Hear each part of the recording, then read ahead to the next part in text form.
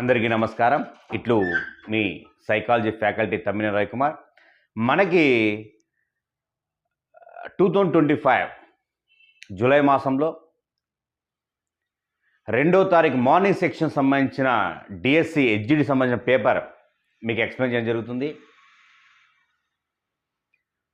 ఆ విషయ అవగాహన చేసుకొని ఫర్దర్ డిఎస్సికి మీకు ఉపయుక్తంగా వద్దన్న ఉద్దేశంతో చేస్తున్న వీడియో. ఓకేనా స్టూడెంట్స్? ఓకేనా, కొద్దిగా జాగ్రత్తగా రండి. ఫస్ట్ క్వశ్చన్, ప్రజ్ఞాలబ్ధి విలువ సమూహానికి సంబంధించి సరిగా జతపరిచిన దాన్ని గుర్తించండి. అంటే జతపరిచే క్వశ్చన్, మ్యాచ్ ద క్వశ్చన్ సంబంధించిన ఫామ్ టర్మాన్ మోరిన్ ప్రజ్ఞా విభాజనం ప్రకారం చేయమని చెప్తున్నాడు. అకార్డింగ్ టు టర్మాన్ మోరిన్ ప్రజ్ఞా విభాజనం సంబంధించి మనకి సగటు ప్రజ్ఞావంతుడు, తెలివి తక్కువ వాళ్ళు, ఉన్నత ప్రజ్ఞావంతులు, ప్రతిభావంతులు డివైడ్ చేశారు. స్టూడెంట్స్, ఇక్కడ ఐక్యూ సంబంధించిన 150 ఐక్యూ, 110 ఐక్యూ, 100 ఐక్యూ, 70 ఐక్యూ ఇచ్చారు. ఓకేనా? ఎప్పుడైనా సరే జనరల్గా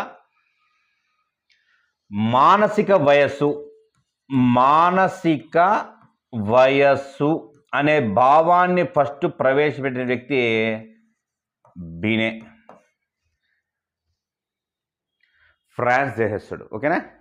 జస్ట్ ఫండమెంటల్ చూడండి. దాని అనుగుణంగా మానసిక వయసు అనుగుణంగా స్టెర్న్ అనే శాస్త్రవేత్త ఐక్యూ రూపొందించాడు. MA/CA × 100. స్టెర్న్ అనే శాస్త్రవేత్త రూపొందించాడు. ఇద్దరు ఫ్రెండ్సే. దాని అనుగుణంగా టర్మన్ అనే శాస్త్రవేత్త నార్మల్ ప్రాబిలిటీ కరువు ప్రకారం, ప్రజ్ఞా విభాజనం ప్రకారం ఒక రేషియోను రూపొందించాడు. అంటే ఒక ఐక్యూ ఎంత వస్తే ఆ వ్యక్తిని మనం ఏ విధంగా సంబోధించాలనే విషయం సంబంధించి అసెస్మెంట్ చేశాడు అతను. అలా మానసిక వయసు అనే భావాన్ని ప్రవేశించేది బినే. మానసిక వయసు ఆధారంగా ఇంటెలిజెంట్ కోషన్ కనుక్కునే వ్యక్తి స్టెర్న్. అలా వచ్చిన ఐక్యూ ప్రకారం ఆ విభాజన చేసిన వ్యక్తి టర్మన్, లూయిస్ మార్డ్సన్ టర్మన్ అంటాం, LM టర్మన్. ఓకేనా? ఇలా డివైడ్ చేశాడు. అదే అడిగిన క్వశ్చన్. ఇక్కడ తీసుకుంటే మనకి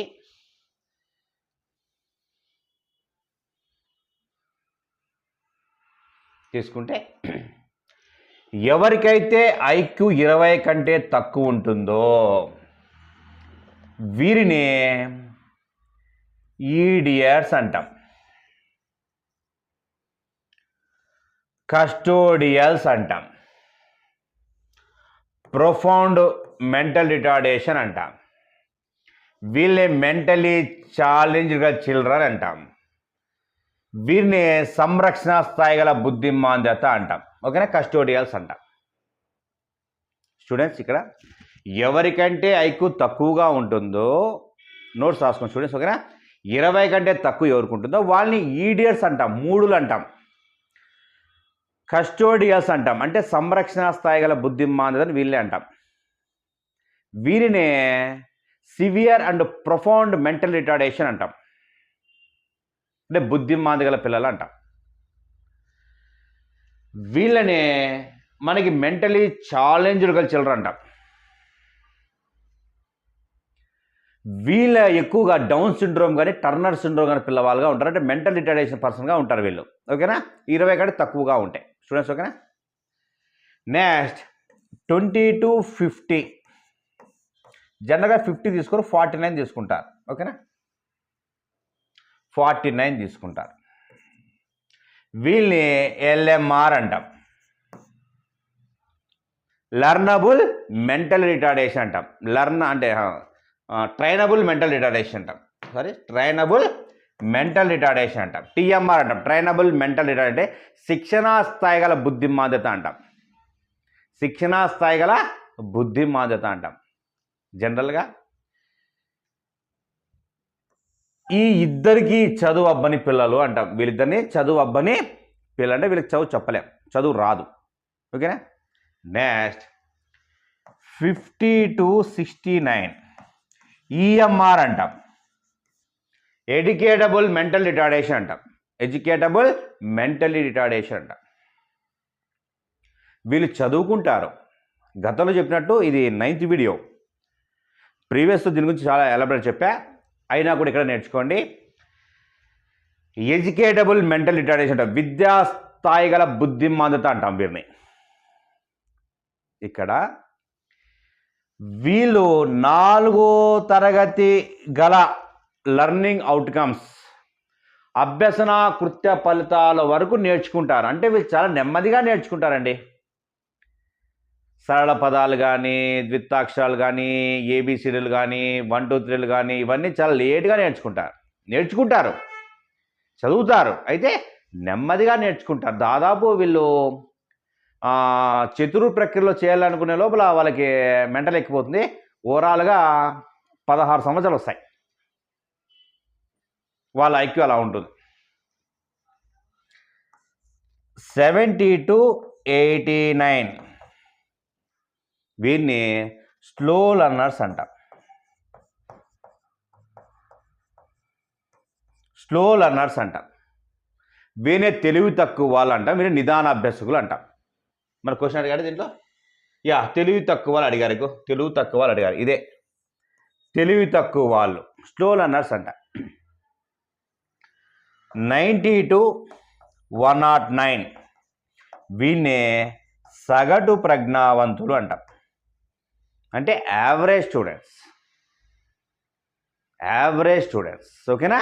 సగటు ప్రజ్ఞావంతులు, ఎక్కువ శాతం మెజారిటీ సగటు ప్రజ్ఞావంతులే ఉంటారు మన క్లాస్ రూమ్లో, ఓకేనా.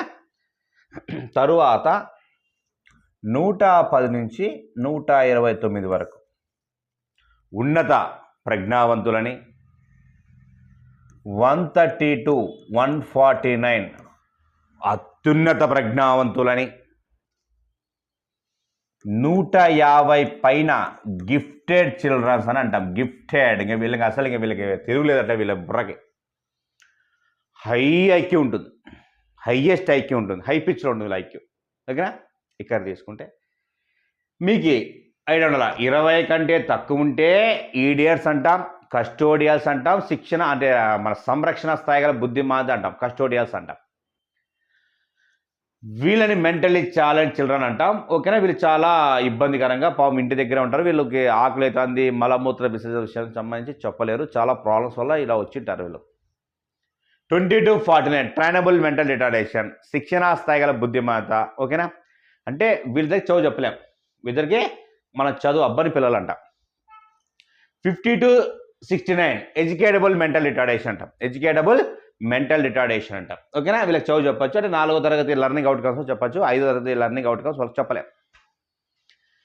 70 to 89 స్లో లర్నర్స్, 90 to 109 సగటు ప్రజ్ఞావంతులు, ఓకేనా. 110 to 125 ఉన్నత ప్రజ్ఞావంతులు, 130 to 140 అత్యున్నత ప్రజ్ఞావంతులు, 150 గిఫ్టెడ్ చిల్డ్రన్స్. ఇంకా గిఫ్టెడ్ అట్లా మీ లెక్క ఉంటారు వాళ్ళు, గిఫ్టెడ్ చిల్డ్రన్స్ అంట, ఓకేనా. ఇక్కడ సగటు ప్రజ్ఞావంతులు ఎక్కడ చెప్పండి, సగటు ప్రజ్ఞావంతులు అంటే 100, ఓకే. ఉన్నత ప్రజ్ఞావంతులు 110, ప్రతిభావంతులు 150, ఓకే స్టూడెంట్స్. ఇక్కడ చూడండి ఎక్కడెక్కడ మ్యాచ్ చూసుకోండి, ఆన్సర్ 1కి 3 ఉండాల, సి, ఈ 2 ఉన్నాయి. తెలివి తక్కువ వాళ్ళు డి, 2D, ఇది 3B, ఎస్ 3B సరిపోయింది, 3B సరిపోయింది, 4A, సరిపోయింది, ఇది కరెక్ట్ ఆన్సర్ స్టూడెంట్స్, ఓకేనా. టర్మన్ మోరిన్ ప్రజ్ఞా విభాజన ప్రకారం జరిగే విధానం అది స్టూడెంట్స్, ఓకేనా. దీన్ని కొద్ది జాగ్రత్తగా చూడండి, ఓకే. తీసుకొని చూద్దాం. టెన్నికాయిట్ నేర్చుకున్న వ్యక్తి షటిల్ ఆడేటప్పుడు జరిగే అభ్యసన బదలాయింపు ఏది? క్వశ్చన్ ఈజీనే, అయితే అభ్యసన బదలాయింపులు ఎప్పుడైనా చేసేటప్పుడు, అవగాహన చేసుకునేటప్పుడు ఎక్కువ శాతము బయట జ్ఞానం ఉన్న వాళ్ళు దీన్ని బాగా చేస్తారు. అభ్యసన బదలాయింపుకి బయట జ్ఞానం ఎక్కువ ఉండాలి, ఆ సబ్జెక్ట్ ఐడియా ఉండాలి. అంటే బయట జ్ఞానం సబ్జెక్ట్ ఐడియా ఉంటే ఈజీగా మ్యాక్సిమం మార్క్స్ కొడతారు, లేదంటే పోతుంది. క్వశ్చన్ ఈజీనే. వ్యతిరేక బదలాయింప, శూన్య బదలాయింప, ద్విపార్శ బదలాయింప, అనుకూల బదలాయింప అనేది బదలాయింపులు మీకు అవగాహనే. అయితే టెన్నికాయిట్ అనే గేమ్ మీకు ఐడియా ఉండాల. ఆ గేమ్ ఐడియా లేకపోతే మనం ఏం చేయలేం. షటిల్ ఆట మీకు ఐడియా ఉంటేనే ఐడియా ఉంటాయి, లేదా పోతాయి. ఓకేనా? టెన్నికాయిట్ ఆట అంటే ఏమి ఫస్ట్ మనకు తెలిస్తే ఈజీనే. టెన్నికాయిట్ ఆట తెలియకపోతే బిట్టు ఖచ్చితంగా పోతుంది. టెన్నికాయిట్ ఆట అంటే ఏమంటే ఇది సేమ్ మధ్యలో మ్యాక్సిమం తెలిసి మధ్యలోనే సేమ్ మన షటిల్ యొక్క కోట్ మాదిరి ఉంటుంది. అయితే రింగ్స్ ఉంటాయి, రింగ్స్ ఎగిరేస్తారు. టెన్నికాయిట్ అనేది రింగ్స్, ఇట్లా రింగ్స్ ఉంటాయి. ఉన్నప్పుడు ఈ రింగ్ని ఈ పక్క పర్సన్స్ వదులుతారు, ఈ పక్క పర్సన్స్ వదులుతారు. ఆ టెన్నికాయిట్ రింగ్ మన రింగ్స్ ఆ పక్క ఈ పక్క వదులుతారు రింగ్స్. షటిల్ తెలుసు మీకు, షటిల్ కాక్ సంబంధించి ఆడే విధానం. అయితే ఈ రెండు కూడా ఒక వ్యక్తి దీంట్లో ప్రావీణ్యం ఉంటే ఇది నేర్చుకునేటప్పుడు పూర్తిగా వ్యతిరేకమవుతుంది, వ్యతిరేక బదలాయింపు అవుతుంది. ఎక్కడ కూడా అనుకూల బదలాయింపు జరగదు జరగదు జరగదు జరగదు. అందుకోసమే బదలాయింపు చేసేటప్పుడు బయట నాలెడ్జ్ చాలా అవసరం. బయట నాలెడ్జ్ ఉంటే ఆన్సర్ చేయడం చాలా సులభం, బయట నాలెడ్జ్ లేకపోతే చేయలేం. ఒక విద్యార్థికి జియాలజీలో ప్రావీణ్య వ్యక్తి జాగ్రఫీ అని అన్నాం అనుకోండి,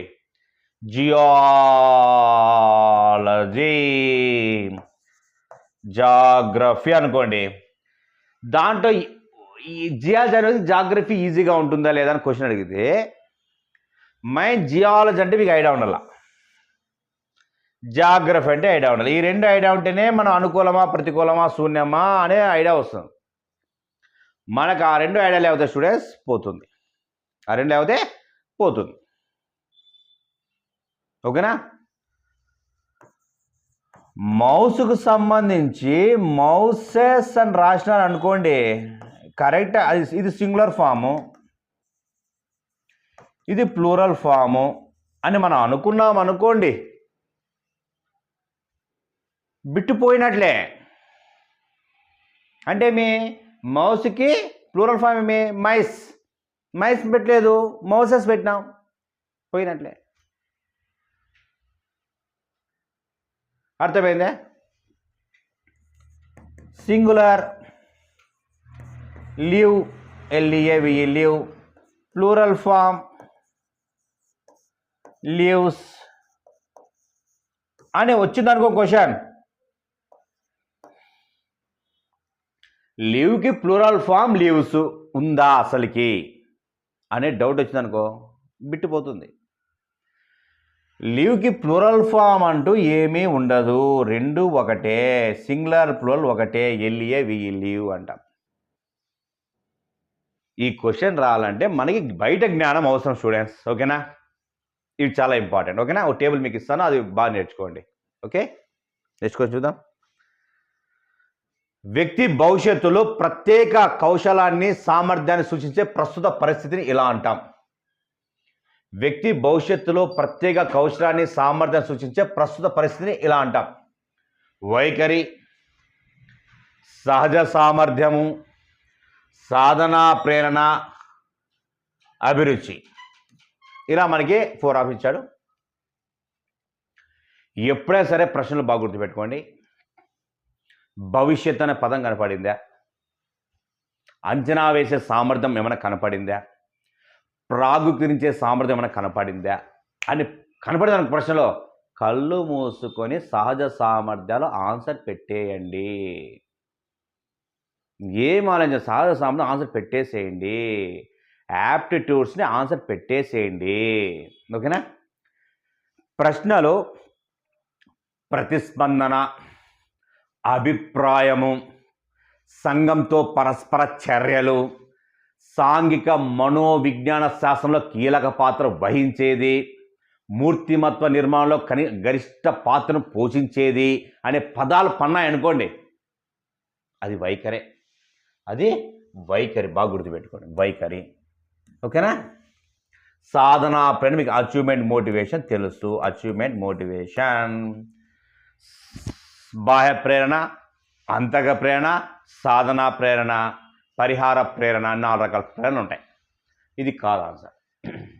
అభిరుచి అంటే ఇంట్రెస్ట్ కాదు. భవిష్యత్ అనే పదం కనబడిందా? అయిపోయా. భవిష్యత్తు కనబడిందా? ఇంకా అయిపోయా. ఇంకా ఏం ఆలోచించదండి, సహజ సాధన పెట్టేసాడు. భవిష్యత్తు కనబడితే సహజ సాధన పెట్టేసాడు, ఏం ఆలోచించదండి అసలు. ఓకేనా? ఇంకా దాంట్లో ఆలోచన పని లేదు. నెక్స్ట్ క్వశ్చన్ చూద్దాం.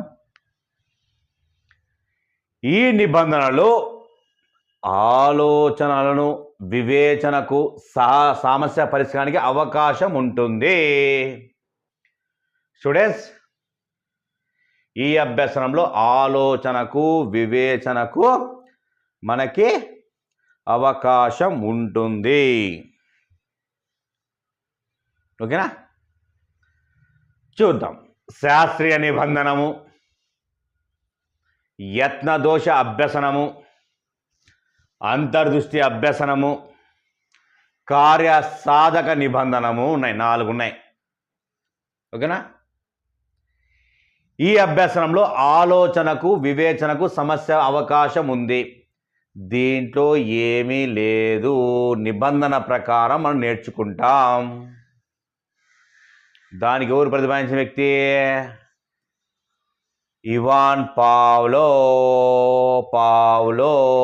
Very very important person, Russia దేశస్థుడు, మీకు తెలిసిన వ్యక్తే.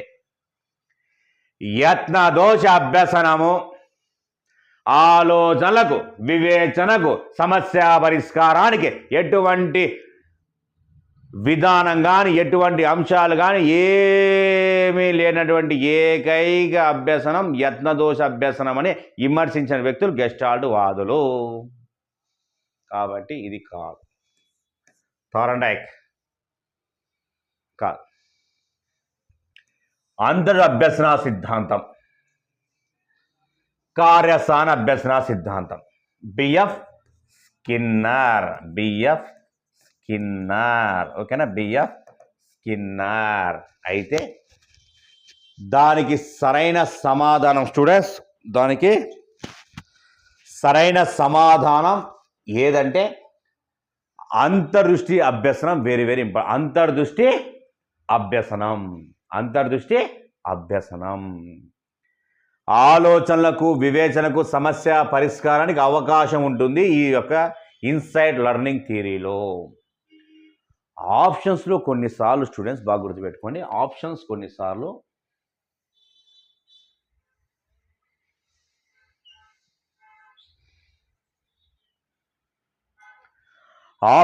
కొన్నిసార్లు బాగా గుర్తుపెట్టుకోండి, ఇన్సైడ్ లెర్నింగ్ థియరీ అంటాం. ఓకేనా? ఇన్సైడ్ లెర్నింగ్ థియరీ అంటాం. ఓకేనా? దీన్నే గెస్టాల్ట్ లెర్నింగ్ థియరీ అంటాం. ఒకసారి ఆప్షన్స్ ఇవే ఎక్కువ ఇస్తాడు. Third one transposition learning theory అంటాం. దీన్నే హోలిస్టికల్ లెర్నింగ్ థియరీ అంటాం. దీన్నే సింథటిక్ లెర్నింగ్ థియరీ అంటాం. దీనినే ఆలోచనలకు వివేచనకు సమస్య పరిష్కారానికి ఆధారభూతమైన అభ్యసన సిద్ధాంతం కూడా ఇదే. గణిత సమస్య పరిష్కారానికి ఆధారభూతమైన అభ్యసన సిద్ధాంతం ఇదే. దీనినే ప్రత్యక్ష వ్యవస్థీకరణ అభ్యసన సిద్ధాంతం అన్నా కూడా ఇదే. అబాకస్ విద్యను ప్రోత్సహించే అభ్యసన సిద్ధాంతం కూడా గెస్టాల్ట్ సిద్ధాంతమే. ఆలోచన మెరుపులాగా వచ్చే అభ్యసన సిద్ధాంతం అంతర్దృష్టి అభ్యసన సిద్ధాంతమే. ప్రాజెక్టు పద్ధతికి, సమస్య పరిష్కార పద్ధతికి, అన్వేషణ పద్ధతికి ఆధారభూతమైన అభ్యసన సిద్ధాంతం గెస్టాల్ట్ అభ్యసన సిద్ధాంతమే. Students, very very important. ఓకేనా? దీనికి ఆద్యులు Wertheimer, Kohler, Koffka. Wertheimer, Kohler, Koffka. Mental of the apes, mental of the apes, mental of the apes, Kohler. ఓకేనా, వెరీ ఇంపార్టెంట్ స్టూడెంట్స్. ఓకేనా, నెక్స్ట్ క్వశ్చన్. ఒక విద్యార్థి మొదటిసారి ఒక పద్యాన్ని నేర్చుకోవడానికి 10 సార్లు చదవవలసి వచ్చింది. నెల రోజుల తర్వాత దోషం లేకుండా వల్లె వేయడానికి 2 సార్లు చదవవలసి వచ్చింది. ఇక్కడ పొదుపు గణన అన్నాడు. పొదుపు గణన, పొదుపు గణన మనకి పొదుపు గణన వచ్చి పునరభ్యసనం అంటాం. పునరభ్యసనం అంటాం. దీనికి ఒక ఫామ్లో ఉంది, చెప్పండి స్టూడెంట్స్, మీకు దాదాపు తెలిసి ఉంటుంది. అసలు ప్రయత్నము మైనస్ పునరభ్యసనము బై అసలు ప్రయత్నము ఇంటూ 100. ఇది స్టూడెంట్స్ ఫార్ములా. ఈ ఫార్ములా మర్చిపోదని చాలాసార్లు టెట్ కూడా అడిగారు. దీన్ని పొదుపు గణన సూత్రం అంటాం. అసలు ప్రయత్నం మైనస్ పునరభ్యసనం బై అసలు ప్రయత్నం ఇంటూ 100. అసలు ప్రయత్నం ఎంత? 10 మైనస్ పునరభ్యసనం ఎంత? 2 బై అసలు ప్రయత్నం ఎంత? 10 ఇంటూ 100. ఎంత వచ్చింది? 8/10 ఇంటూ 100. 10 1 జా 10 10 జా మొత్తం 80% పొదుపు కనుక జరిగింది.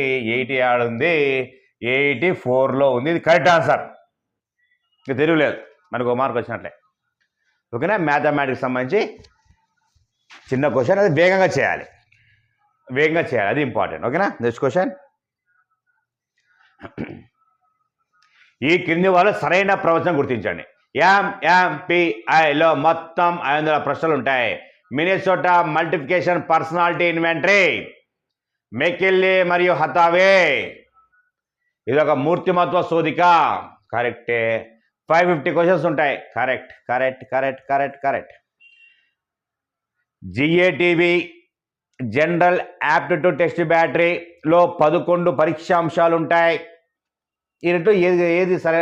రైట్ స్టేట్మెంట్ అంటున్నారు. రైట్ స్టేట్మెంట్ అడుగుతున్నారు. స్టూడెంట్స్ చెప్పండి, రైట్ స్టేట్మెంట్ ఏది? రైట్ స్టేట్మెంట్ అది ఏ సరైనది, బి సరైనది. చూద్దాం. ఏ సరికాంది, బి సరైనది. ఏ సరైనది, బి సరికాంది. ఏ సరికానిది, బి సరికానిది అంటున్నారు. జనరల్గా ఎంఎంపీఐలో ఉండే క్వశ్చన్ల సంఖ్య కరెక్టే. 50 క్వశ్చన్ కరెక్ట్ అంటే ఏ కరెక్టే, ఏ సరైనదే. ఏ సరైనది. ఈ రెండు కావు, ఈ రెండు వదిలేసేయండి, ఈ రెండు కావు. జిఏపీలో 11 పరీక్షల అంశాలు ఉంటాయి. 11 కాదు, 12 ఉంటాయి. జనరల్ యాప్టిట్యూడ్ టెస్ట్ బ్యాటరీ, జనరల్గా ఇది ఒక వ్యక్తికి సంబంధించి విద్యా ఔద్యోగిక మార్గదర్శనం సంబంధించి వాళ్ళ యొక్క సహజ సామర్థ్యాన్ని అసెస్మెంట్ చేయడం కోసం వాడే పరీక్ష. 2 ఉన్నాయి. డిఏటివి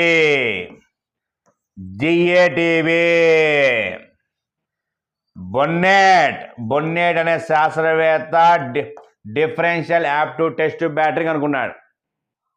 దానికి ఆధారభూతున్న వ్యక్తి మనకి Thurstone. Primary mental abilities, Thurstone వీళ్ళ గురువు. డిఫరెన్షియల్ యాప్టిట్యూడ్ టెస్ట్ బ్యాటరీ 8 పరీక్షలు ఉంటాయి. 528 బిట్స్ ఉంటాయి. 2:30 నుంచి 3 గంటల వరకు పరీక్ష నిర్వహిస్తారు. చాలా important. General aptitude test battery ఇది అమెరికన్ అసోసియేషన్ రూపొందించింది. ఇందులో 9 సామర్థ్యాలు అసెస్మెంట్ చేస్తారు. పరీక్ష 9 గంటలు ఉంటుంది. 9 అవర్స్ ఎగ్జామినేషన్ ఉంటుంది. ఇది చాలా ఇంపార్టెంట్ బిట్. ఇది మొత్తం 12 పరీక్షలు ఉంటాయి. 8 పేపర్ పెన్సిల్ పరీక్షలు ఉంటాయి, 4 నిష్పాదన పరీక్షలు ఉంటాయి, పర్ఫార్మెన్స్ పరీక్షలు ఉంటాయి, 8 పేపర్ పెన్సిల్ పరీక్షలు ఉంటాయి. మొత్తం ఓవరాల్గా 12 ఉంటాయి స్టూడెంట్స్. ఓకేనా? ఇది తీసుకుంటే ఏ దీనికి కరెక్ట్? బి కరెక్ట్ సరికాదు, ఇదే ఆన్సర్. 3 correct answer students. ఓకేనా? నెక్స్ట్ చూద్దాం. రక్షక తంత్రాలు అనేటివి, డిఫెన్స్ మెకానిజమ్స్. రైట్ స్టేట్మెంట్ చూద్దాం. మనిషి తక్షణం సర్దుబాటు చేసుకోవడం ద్వారా ఆహాన్ని పరిరక్షిస్తుంది. ఇది కరెక్టే కరెక్టే కరెక్టే కరెక్టే. వ్యక్తి వ్యాకులను తగ్గించడం ద్వారా మూర్తిమతో చిన్నాభిన్నం కాకుండా కాపాడుతుంది. కరెక్టే కరెక్టే కరెక్టే కరెక్టే కరెక్టే, రెండు కరెక్టే. డిఫెన్స్ మెకానిజమ్స్ అనేది మన కంటికి కనురెప్పల వాలే తోడ్పడుతుంది. చాలా ఇంపార్టెంట్. ఓకేనా? ఎస్ మాత్రం నిజం, ఇది ఇది ఇది రాంగ్ అండి. ఎస్ఆర్ రెండు నిజమే కానీ ఒకదానికి సంబంధం లేదు. సంబంధం ఉంది, ఎస్ నిజం కాదు అసలు. ఎస్ఆర్ రెండు నిజమే, ఒకదాని కూడా సంబంధం ఉంది. కరెక్టే, రెండు రిలేషన్ ఉన్నాయి. వ్యాకులను తగ్గిస్తుంది కరెక్టే, ఆహాన్ని పరిరక్షిస్తుంది కరెక్టే. రెండు కరెక్టే స్టూడెంట్స్. ఓకేనా? డిఫెన్స్ మెకానిజం సిగ్మండ్ ఫ్రాయిడ్ ఇది స్టూడెంట్స్. ఓకేనా? ఒకదాని సంబంధం ఉంది. నెక్స్ట్ కొంచెం చూద్దాం. వ్యక్తిలోని అంతర్గత సామర్థ్యాలు వయసుతో పాటు వికసించడాన్ని అని ఇలా అంటారు. వ్యక్తిలోని అంతర్గత సామర్థ్యాలు వయసుతో పాటు వికసించడాన్ని ఇలా అంటారు. వికాసమా, పరిపక్వత, పెరుగుదల, సహజ సామర్థ్యాల. వ్యక్తిలో అంతర్గత సామర్థ్యాలు వయసుతో పాటు వికసించడాన్ని పరిపక్వత అంట.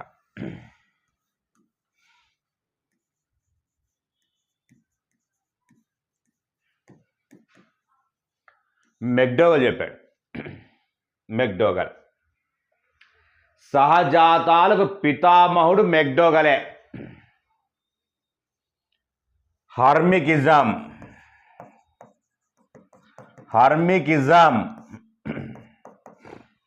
అనే ఇజాన్ని ప్రవేశపెట్టినది కూడా మెక్డోగలే. సహజాతాలకు పితామహుడు అంటాం మెక్డోగల్, అతను చెప్పిందే. అంటే ఏమి? ఇప్పుడు ఒక విత్తనం ఉంటుందండి, ఆ విత్తనం అనేది మొక్కగా మారి సమయం వచ్చినప్పుడు పూలు వస్తాయి, సమయం వచ్చినప్పుడు ఫలాలు వస్తాయి. టైం రావాలా. పరిపక్వతను జెంటికల్గా వయసుతో పాటు వస్తుంది, కానీ దాన్ని అనుభవం ద్వారా, శిక్షణ ద్వారా దాన్ని డెవలప్మెంట్ చేయలేమండి. ఇది జెంటికల్గా జరిగే ఒక ప్రక్రియ. ఒక సంవత్సరం పిల్లవానికి నువ్వు పలకిచ్చి స్టేట్ పెన్స్ ఇచ్చి వారికి ఆలు ఏమి తిక్కరా అంటే వాడు తిక్కరాడు. ఎందుకంటే సూక్ష్మ కండర వ్యవస్థ అనేది వానికి డెవలప్మెంట్ కాదు, పరిపతి చెందదు.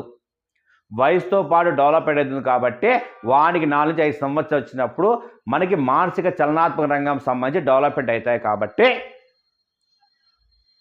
వానికి అప్పుడు రాయగలడు. పరిపక్వత అనేది వయసుతో పాటు వికసిస్తుంది, ఎప్పుడు పడితే అప్పుడు రాదు. మెచ్యూరిటీ అంట. అర్థమైంది స్టూడెంట్స్? ఏదైనా అభ్యసనం అనేది, లెర్నింగ్ అనేది పరిపక్వత మీద ఆధారపడుతుంది. అయితే పరిపక్వత అనేది ఎప్పుడూ కూడా అభ్యసనం మీద కానీ శిక్షణ మీద కానీ ఆధారపడదు, జెంటికల్ మీద ఆధారపడుతుంది.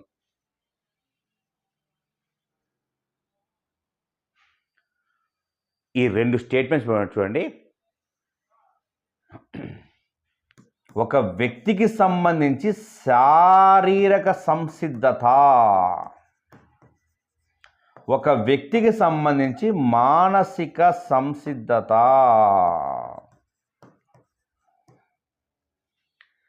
శారీరక సంసిద్ధత, మానసిక సంసిద్ధత ఏంటంటామంటే శారీరక సంసిద్ధతను పరిపక్వత అంటాము, మానసిక సంసిద్ధతను మోటివేషన్ అంటాము.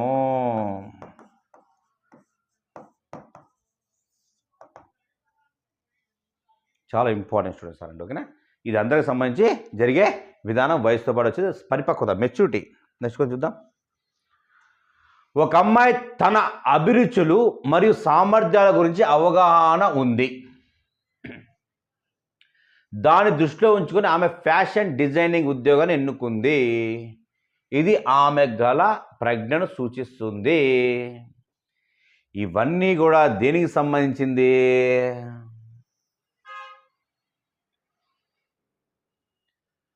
Gardener, frame of the mind, theory of multiple intelligence. శాస్త్రవేత్త అయిన గార్డినర్ 8 ప్రజ్ఞకు సంబంధించి చెప్పింటే అందులో 4 ఇచ్చారు మనకి ఇక్కడ.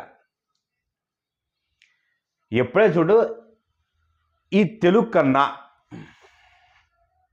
ఇంగ్లీష్ పదాలే మేలవి, అవి ఆ 2 అయితే. దీన్ని ఏమంటామంటే ఇంట్రా అంటాం. ఇంట్రా, ఇది ఇంటర్. ఇక్కడ చూడు, ఇంట్రా అంటే ఏం లేదు. ఇంట్రా అంటే మన యొక్క శక్తి సామర్థ్యాలు మనమే చూసుకోవడం, మన యొక్క లోటుపాట్లు మనమే చూసుకోవడం, మన శారీరక లోపాలను మనమే చూసుకోవడం, మన శారీరక అభివృద్ధిని మనమే చూసుకోవడం, మానసిక వికాసాన్ని మనమే చూసుకోవడం, మన వైఖరిని మనమే అసెస్మెంట్ చేసుకోవడం, మన సామర్థ్యం మనమే అసెస్మెంట్ చేసుకోవడం, మనకు మనముగా చేసుకునేదే ఇంట్రా పర్సనల్ రిలేషన్షిప్ అంట. అదే తన అభిరుచులను తానే తెలుసుకుంటుంది. ఇంట్రా అంటే మనలో మనము. ఇంటర్ అందరిలో మనము. స్టూడెంట్స్ ఓకేనా? ఇంట్రా అయితే మనలో మనం, ఇంటర్ అంటే అందరిలో మనం. రాజు అనే విద్యార్థి సైకాలజీని బాగా అవగాహన చేసుకుంటాడు కానీ మ్యాథమెటిక్స్ని అవగాహన చేసుకోలేడు. ఇది ఏ రకమైనది సమస్య, ఏ రకమైన ఇంటెలిజెన్స్ సంబంధించి ఎటువంటి వస్తుందంటే ఇంట్రా అంటే తన లోపాలు తనలో 2 లోపాలు అర్థమవుతాయి. ఒకటి పాజిటివ్ నెగటివ్. శేఖర్ అనే విద్యార్థి సైకాలజీలో 16 బిట్లకు మిగతా చుట్టూ ఉన్న విద్యార్థుల కన్నా అత్యంత ప్రతిభతో 16కు 16 మార్కులు చేయగలిగే సామర్థ్యం గల వ్యక్తి చేశాడు అంటే అది ఇంటర్. ఆ 2 బాగా గుర్తుండదు స్టూడెంట్స్. ఇంగ్లీష్ చూసేది మేలేది. Intra personal relationship, inter personal relationship చాలా ఇంపార్టెంట్. వీళ్ళు సెల్ఫ్ స్మార్ట్గా ఉంటారు.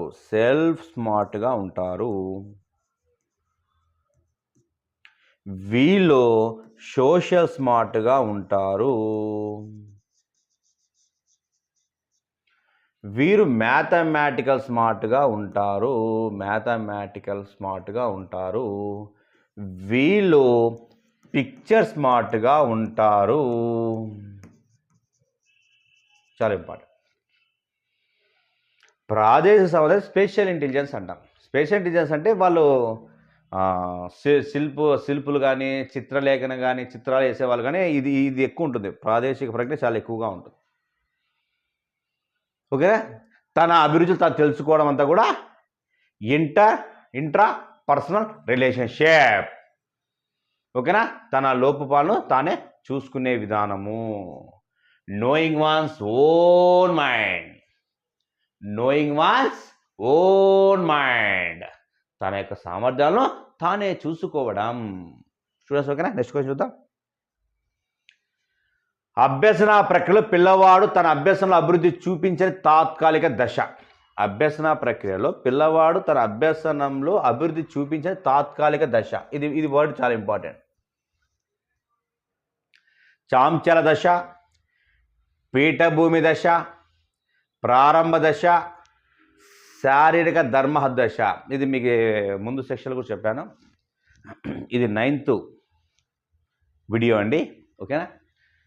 మనకి అభ్యసన లాక్షణిక రేఖ అంటాం. దీంట్లో 5 దశలు ఉంటాయి స్టూడెంట్స్.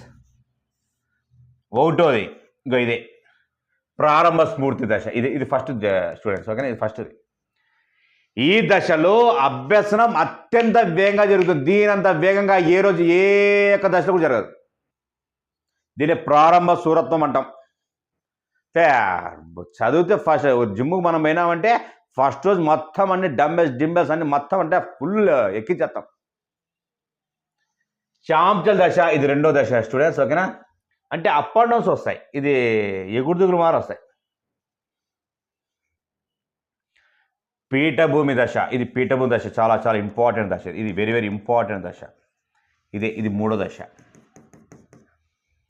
పీఠభూమి దశ అనేది విద్యార్థులకు సంబంధించి చాలా సమస్యల వల్ల కానీ, లేదంటే కాన్ఫిడెన్స్ లేకపోవడం వల్ల కానీ, సరైన మార్గం లేకపోవడం వల్ల కానీ నేను చదవనేమో నాయన అనే భావన కలుగుతుంది. అప్పుడు మీకు కూడా కలుగుతాను స్టూడెంట్స్, ఓకేనా. నేను కాంపిటీషన్ ఎగ్గలేను అనిపిస్తుంది, అది పీఠభూమి దశ అంట. పీఠభూమి దశలో ఉన్నప్పుడు ఖచ్చితంగా మంచి గైడెన్స్ ఇవ్వాలా ఉపాధ్యాయుడు, మంచి ప్రోత్సాహన వాతావరణం అందించాలా, మంచి లెర్నింగ్ మెటీరియల్ని వాళ్ళకి ఇవ్వాలా, మంచి మారల్ సపోర్ట్ ఇవ్వాలా. ఇది టెంపరీనే, ఇది పర్మనెంట్గా టెంపరీగానే ఉంటుంది కాబట్టి దీనికి ఖచ్చితంగా గైడెన్స్ ఇవ్వాలా. పీఠభూమి దశ గైడెన్స్ బాగా ఇస్తే, సరైన గైడెన్స్ బాగా ఇచ్చినాడు కూడా అప్పుడు మళ్ళా పీఠభూమి పునఃప్రారంభ దశ అంటాం. పీఠభూమి పునఃప్రారంభ దశ అంటాం. శరీర హద్దు దశ అంటాం. శారీరక హద్దు దశ అంటాం. శారీరక హద్దు దశ అంటాం, లాస్ట్ స్టేజ్. ఇక్కడ దీనికి సరైన సమాధానం అంటే పీఠభూమి దశ. పీఠభూమి దశ అత్యంత కీలకమైన దశ, అత్యంత ప్రమాదకరమైన దశ. ఈ దశలో గైడెన్స్ ఇవ్వకపోతే పిల్లవాడు చదువును పూర్తిగా మానేస్తాడు. అయితే అది తాత్కాలికమైన విషయం, పిల్లవానికి మనం చెప్పాలి, ఖచ్చితంగా మనం చెప్పి తీరాల్సి వస్తుంది స్టూడెంట్స్, ఓకేనా. దీనికి సంబంధించి వుడ్వర్త్, మార్కిన్స్ ఇద్దరు బాగా దీని మీద రీసెర్చ్ చేశారు, వుడ్వర్త్ మరియు మార్కిన్స్ అనే శాస్త్రవేత్త. Okay students, okay. ఇది నెక్స్ట్ క్వశ్చన్ చూద్దాం. ఒక అబ్బాయి 10వ తరగతి ప్రశ్నలు రాస్తున్నాడు. అతను తన స్నేహితుడి నుండి ఒక సమాధానాన్ని కాపీ కొట్టాలనుకున్నాడు, కానీ అది తప్పు అని అతని అంతరాత్మ హెచ్చరించింది. చివరి కాపీ కొట్టలేదు. ఈ చర్య నిర్దేశించిన అంశం ఏది? అచిత్తు అంటే ఇడ్డు, సూపర్ ఈగో, ఈగో, థింకింగ్. ఓకేనా. ఇవి ఎక్కడొస్తాయంటే మనకి మనోవిశ్లేషణ సిద్ధాంతంలో వస్తాయి. మనోవిశ్లేషణ సిద్ధాంతకర్త ఎవరు? Sigmund Freud. Id, ego, super ego అనేది 3 కీలకంగా ఉంటాయి స్టూడెంట్స్. ఓకేనా. ఇడ్ అనేది జంతు లక్షణాలని కలిగి ఉంటుంది. ఇడ్డు ఒక మృగప్రాయంగా ఉంటుంది. ఇడ్డు తప్పు చేయడానికి సంసిద్ధంగా ఉంటుంది, దేనికైనా రెడీగా ఉంటుంది. ఒకని కొట్టడానికైనా, ఒకరిని తప్పు చేయడానికైనా, ఒకరిని చంపడానికైనా దేనికైనా సిద్ధంగా ఉంటుంది ఇడ్డు. ఇది ఆనంద సూత్రం డిపెండ్ అవుతుంది, ఆనంద సూత్రం మీద డిపెండ్ అవుతుంది. సూపర్ ఈగో అహం చూడండి, ఇది మానవ లక్షణాలు కలిగి ఉంటుంది. ఈగో అనేది కార్యనిర్వహణగా ఉంటుంది. ఇడ్డులో ఏర్పడే కోరికలను దాదాపు కొద్దిగా సంశయ విధంగా చేసేదంతా కూడా ఈగోనే. ఇది వాస్తవిక సూత్రం ఆధారపడుతుంది. ఇది మానవ లక్షణాలు కలిగి ఉంటుంది. సూపర్ ఈగో దైవ లక్షణాలు కలిగి ఉంటుంది. ఆదర్శ సంబంధించిన సూత్రం ఆధారపడుతుంది. స్పిరిచువల్ దైవ లక్షణాలు కలిగి ఉంటుంది. ఇడ్డే చెప్తుంది, ఓరేనైనా 10th క్లాసు నువ్వు ఫస్ట్ పాస్ కరసాం, నేనే తిప్పలాడుతానైనా నిన్నే ఊరంతా, నువ్వు ఏదో విధంగా రాసి కాపీకి వచ్చి పాసు కారనైనా స్వామి ఫస్ట్ అని చెప్పేందుకు కూడా ఇడ్డే. ఈగో ఏం చెప్తుంది? వద్దొద్దు నాయన, కాపీ కొట్టద్దు నాన్న బంగారు. ఒకవేళ కాపీకి రివ్యూ లెటర్ దొరికినావంటే నువ్వు మళ్ళీ డీబార్ అవుతావు, నువ్వు ఒక మళ్ళీ 2 సంవత్సరాలు రాసేకి ఇబ్బంది పడతావు అని చెప్పేది కూడా ఈగో. సూపర్ ఈగో చెప్తుంది కాపీ కొట్టడం అనేది మన ధర్మం కాదు. కాపీ కొట్టడం ధర్మం కాదు. ఎందుకంటే మన సామర్థ్యాలను అసెస్మెంట్ చేయడం కోసం మన పరీక్ష పెట్టాడు. మనం ఒక సంవత్సరం చదివాం, మళ్ళీ కాపీ కొట్టేది ఎందుకు? కాపీ కొట్టకూడదు. మార్క్స్ ఎన్నైనా రాని, నా మనస్సాక్షి ప్రకారమే, నా అంతరాత్మ ప్రకారమే నాకు వచ్చిన మార్క్సే నాకు సంతృప్తి అని చేసేది కూడా అద్వహం. ఓకేనా? మీకు ఆన్సర్ తెలిసి ఉంటుంది. దీనికి సరైన సమాధానం అద్వహం, super ego. Okay students, next కుక్కను చూసిన అనుభవం ఉన్న పిల్లవాడు పిల్లిని చూసి దాన్ని కూడా కుక్కనే పిలిచాడు. ఇక్కడ పిల్లవాడు ఉపయోగించే సంజ్ఞానాత్మక ప్రక్రియ ఏది అంటున్నాడు? సంజ్ఞానాత్మక ప్రక్రియ అంటున్నాడు. సాంశీకరణమా, అనుగుణ్యమా, సమతుల్యమా, వ్యవస్థీకరణమా అంటాం. ఇక్కడ స్టూడెంట్స్ కొద్దిగా మీరు దాదాపు మ్యాక్సిమంగా ఇంగ్లీష్ నేర్చుకుంటే మేలు.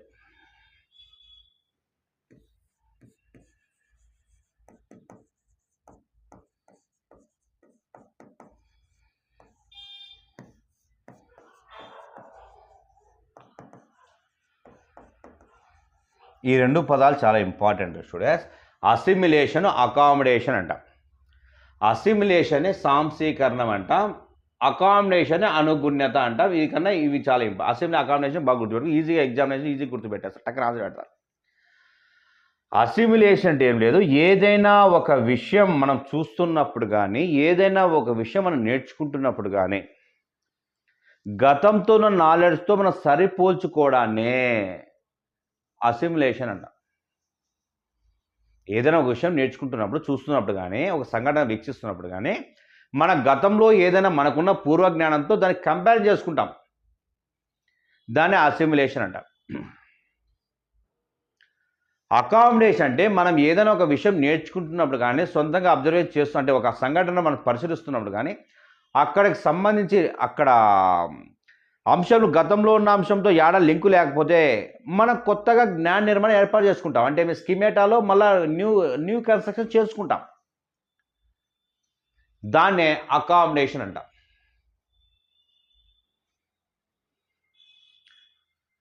అసిమిలేషన్, అకామిడేషన్ అంటాం. ఇది చూడండి బాగా, మెరిసేంత బంగారమే కాదు, మెరిసేంత బంగారం కాదు. తెల్లటివన్నీ పాలు అసిమిలేషన్, తెల్లటివన్నీ పాలు కాదండి అని చెప్పేది అకామిడేషన్. ఓకేనా? అలా చూడండి, మెరిసేంత బంగారం అని చెప్పేది కూడా అదే.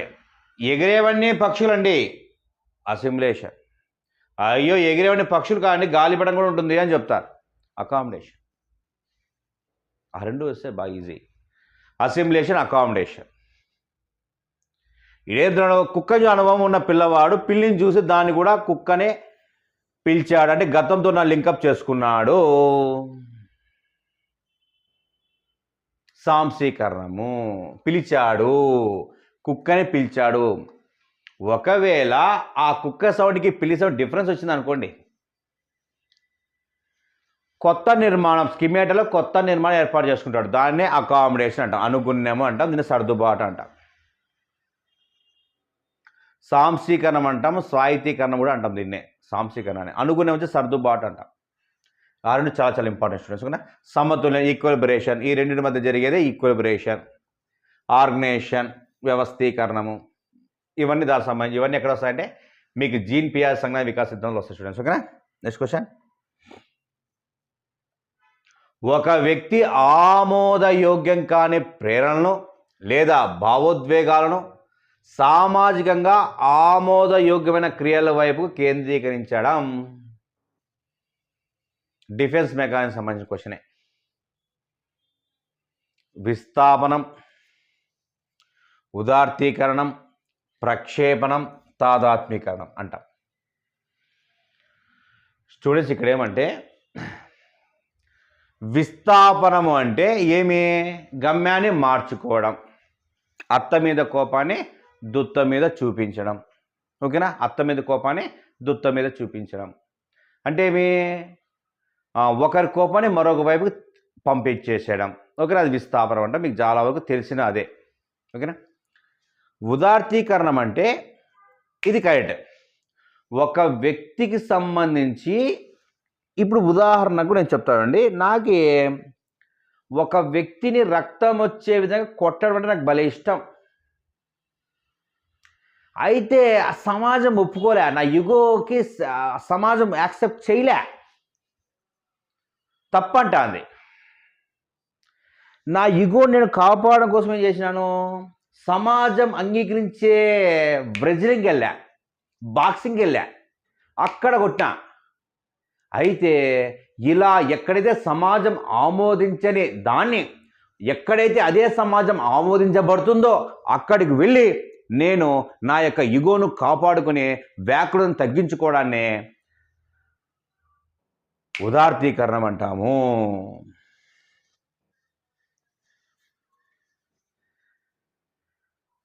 నాకే ఫ్రీ ఫైర్ గేమ్ ఆడి మనుషుని గన్నుతో కాల్చడం భలే ఇష్టం వచ్చింది.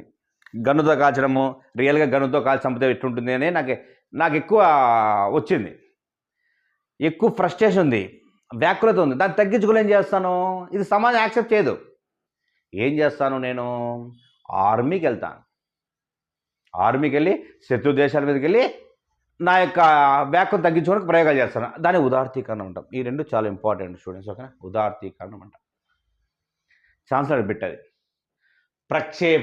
ప్రక్షేపణం అంటే వేరేవాడిని బాధ్యుని చేయడం.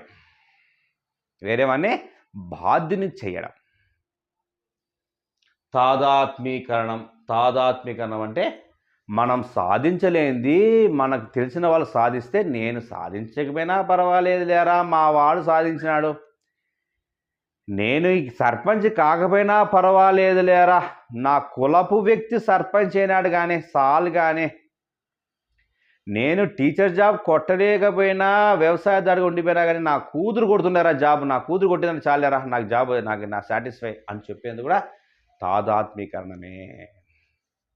అంతా మేమే, అంతా మనమే అని చెప్పేందుకు తాదాత్మీకరణమే. Next question. టీచర్ దగ్గర మెప్పు పొందాలనే ఉద్దేశంతో ఒక అమ్మాయి ఇంటి పని చేస్తోంది. కోల్బర్గ్ నైతిక వికాసంలో ఆమె దశ. విధేయత, శిక్ష దశ, మంచివాడు మంచి బాలిక నేపథ్య నీతి, సహజ సంతోష సహకార సంతోష నేపథ్య నీతి, అధికారము సామాజిక క్రమ నిర్వహణ నేపథ్య నీతి. మీ కోల్బర్గ్ నైతిక వికాస స్టూడెంట్స్ మనకి ప్రీవియస్ సంబంధించిన వీడియోస్లో చాలా ఉన్నాయి. ఓకేనా? కోల్బర్గ్ నైతిక వికాసం చెప్పాను. తర్వాత కంటెంట్ వీడియోస్ కూడా ఉంటాయి. కంటెంట్ వీడియోస్ కూడా ఒకసారి మొత్తం లేపేసేయండి. మొత్తం ఈజీ. ఇంకా ప్రతి బిట్టికి సింపుల్గా ఫ్రాక్షన్స్ 16 బిట్లు. మనం 16 బిట్లను 10 నిమిషాలు చేసే విధంగా త్వరగా కావాలి సైకాలజీలో. ఇక్కడ మెప్పు పొందాలనే ఉద్దేశంతో ఒక అమ్మాయి ఇంటి పని చేస్తుంది. భయంతో కాదు. ఏదైనా వ్యక్తి సంతోషం అంటే బహుమతిస్తానికి కాదు, ఒక రూల్ కాదు. మంచి బాలుడు మెప్పు మెప్పు మెప్పు మెప్పు మెప్పు మెప్పు మెప్పు పొందాలనే. మంచి బాలుడు మంచి బాలిక దశ. ఒకవేళ ఇలా ఈకోకుండా రెండవ స్థాయి, మూడవ దశ అని ఇచ్చానుకో, ఇది కూడా కరెక్ట్ ఆన్సరే. ఒకవేళ ఇలా కూడా ఇస్తాడు ఆప్షన్స్లో. రెండవ స్థాయి, మూడవ దశ అనే ఆప్షన్లో బి పడింది అనుకో, ఇదే కరెక్ట్ ఆన్సర్. మూడవ స్థాయి ఇదే కాబట్టి స్టూడెంట్స్ ప్రీవియస్ సంబంధించి వీడియో చూడండి, మీకు దీని మీద ఫుల్ క్లారిటీ వస్తుంది స్టూడెంట్స్. ఓకేనా? మ్యాక్సిమం మంచివాడు మంచి బాలిక నేపథ్య నీతి. ఓకేనా? మెప్పు కోసం. ఈ మూర్తిత్వ పరీక్షలో మూర్తిత్వ అంచనా వేయడానికి స్థానం, విషయం, నిర్ణయాంకాలు, మౌలికాలు అని ఉన్నాయి.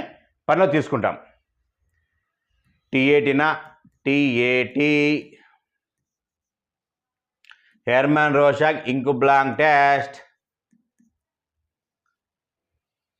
CAT, psycho drama, psycho fiction. ఒక మూర్తి పరీక్షల్లో అంచనా వేయడానికి స్థానము, విషయం, నిర్ణయాంకాలు ఉంటాయి స్టూడెంట్స్. ఇవి స్థానము, విషయం, నిర్ణయాంకాలు ఉంటాయి. మొత్తం మనకి 4 ఉంటాయి. స్థానము, విషయము, నిర్ణయాంకాలు, మౌలికలు 4 అంశాలుగా 4 కార్డ్స్ ఉంటాయి దాంట్లో ఎప్పుడైనా సరే. ఆ 4 కార్డ్స్ సంబంధించి మన మన మన దగ్గర ఎక్స్పెరిమెంట్ దగ్గర ఉంటాయి. అంటే ఎక్స్పెరిమెంట్ అంటే టీచర్ దగ్గర ఉంటాయి. ఇది ఒక ప్రక్షేపణ పరీక్ష అండి. ప్రక్షేపణం అంటే అస్పష్టమైన ఉద్దీపన ఉంటాయి. ఒక ప్రక్షేపణ పరీక్ష ఇది అసలుకి. ఇక్కడ ఇది ప్రక్షేపణ పరీక్షే, ఇది ఒక ప్రక్షేపణ పరీక్షే, ఇది ఒక ప్రక్షేపణ పరీక్షే. ప్రక్షేపణం అంటే అస్పష్టమైన ఉద్దీపనలు ఉంటాయి, అస్పష్టమైన చిత్రాలు ఉంటాయి, అస్పష్టమైన వాక్యాలు ఉంటాయి, అంత అస్పష్టంగా ఉంటాయి. హెర్మన్ రోషాక్ ఇంక్ బ్లాంక్ టెస్ట్లో ఉంటాయి స్టూడెంట్స్. స్థానము, విషయము, నిర్ణయాంకాలు, మౌలికాలకు సంబంధించి ఖచ్చితంగా నేర్చుకోవాలి. హెర్మన్ రోషాక్ స్విట్జర్లాండ్ దేశస్థుడు. మొత్తం ఓవరాల్గా 10 కార్డులు ఉంటాయి స్టూడెంట్స్. 5 బ్లాక్ అండ్ వైట్లో ఉంటాయి, 2 red plus black and white కలర్లో ఉంటాయి, 3 గ్రీన్ కలర్లో ఉంటాయి. Very very important. Hermann ink blank test యొక్క కార్డు దీర్ఘ చతురస్రాకారంలో ఉంటుంది. ఏ వైపైనా చూసుకోవచ్చు. స్థానం కింద ఏమొస్తాయి, విషయాల కింద వస్తాయి, నిర్ణయాంకాల కింద వస్తాయి, మౌలికాల కింద ఏమొస్తాయి విషయం సంబంధించి కంటెంట్ వీడియోస్లో ఎలాబరేట్గా వస్తాయి. దీనికి సంబంధించి సరైన సమాధానం వచ్చి Hermann Rorschach ink blank test. Last question students. Emotional catharsis, ఉద్వేగ కెథార్సిస్ ఈ దశలో ఉద్వేగ వికాసంలో కనిపించే ప్రత్యేకమైన అంశం. కౌమార దశన, శైశవ దశన, పూర్వ బాల దశన, ఉత్తర బాల దశన అని ఎమోషనల్ కెథార్సిస్ అంట. ఒక 10 సార్లు అడిగింటారు ఈ క్వశ్చన్ని. Emotional catharsis, emotional catharsis, emotional catharsis అంటే ఎమోషన్ అదుపు చేసుకొని నియంత్రించుకోగల capacity. Emotional catharsis, emotional catharsis. 10 సార్లు emotional catharsis, emotional catharsis, emotional catharsis. ఇది 10 సార్లు క్వశ్చన్ ఉత్తర బాల దశలో వస్తుంది. ఎమోషనల్ కెథార్సిస్ చాలా సార్లు క్వశ్చన్ అది. ఎమోషనల్ కెథార్సిస్ ఉత్తర బాల దశలో వచ్చిన అంశం. శైశవ దశలో నార్సిజం ఉంటుంది. నార్సిజం, నార్సిజం, నార్సిజం అంటే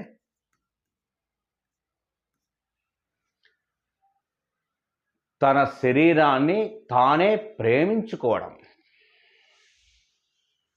తన శరీరాన్ని తానే ప్రేమించుకోవడం, ఇది శైశవ దశలో ఎక్కువ ఉంటుంది. ఇంకా పూర్వ బాల దశ ఇంకా చెప్పే పనిలే. నా మెటీరియల్లో మొత్తము ఒక పూర్వ బాల దశ నుంచి ఒక 50 అంశాలు ఉంటాయి నేను రాసే పుస్తకంలో.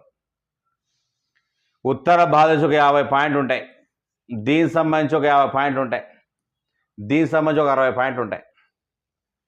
ఎలాబరేట్గా రాసేసిన ఎట్లయితే అట్లా అవుతుందని. ఎందుకంటే ఏది ఎట్టిస్తారో చెప్పని పరిస్థితి. కాబట్టి కొద్దిగా జాగ్రత్త చదివితే మనం డిఎస్సిలో జాబ్ కొట్టేయడం ఖాయం. ఎందుకంటే ఇప్పుడున్న కాంపిటీషన్లో మనకి ఒక్క బిట్ కూడా ఇంపార్టెంటే స్టూడెంట్స్. ఓకేనా, దీన్ని నెగ్లెక్ట్ చేయకుండా మనకి 16 బిట్ 16 విధంగా వచ్చే విధంగా ప్రిపేర్ కాండి. స్కూల్ అసిస్టెంట్ వాళ్ళకి 10 బిట్లు వస్తాయి. 10 బిట్లు చేసే విధంగానే మీరు ప్రిపేర్ కావాలి స్టూడెంట్స్. ఓకేనా, all the best students. Okay, ఇట్లు మీ తమ్మినేని రవికుమార్.